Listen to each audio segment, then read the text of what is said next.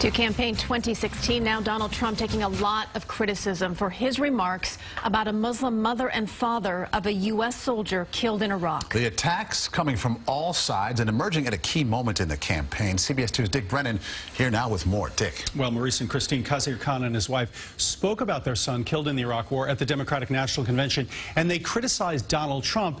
And Khan is still speaking out today with his wife after Donald Trump raised the issue over the weekend.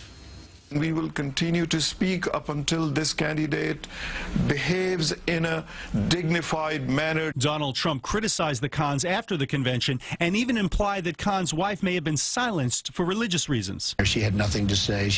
Maybe she wasn't allowed to have anything to say. But Trump's comments have triggered a storm of criticism. Senator John McCain saying, "I cannot emphasize enough how deeply I disagree with Mr. Trump's statement." And Ghazala Khan says Trump was flat out wrong. My religion or my family or my culture never stopped me saying whatever I want to say.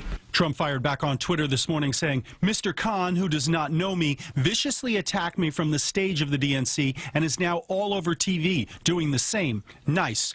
And his former campaign manager defended him. If Donald Trump were the president, Captain Khan would still be alive today because we never would have entered the Iraq War in the first place. In the meantime, the Clinton camp is fending off critics for this response to a question on Fox News about her emails. After a long investigation, FBI Director James Comey said none of those things that you told the American public were true.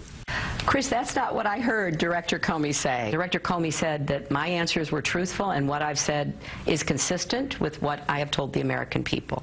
But the Washington Post had trouble believing Clinton, giving her 4 Pinocchios for her answer. Now, Comey has said there's no evidence Clinton lied to the FBI, but he didn't say she'd been truthful to the American people. And today, Trump attempted to clarify his position on the conflict between Ukraine and Russia. After giving a muddled answer over the weekend, he today explained that when he said Russia wouldn't move into Ukraine, he was referring to a time when he would be president.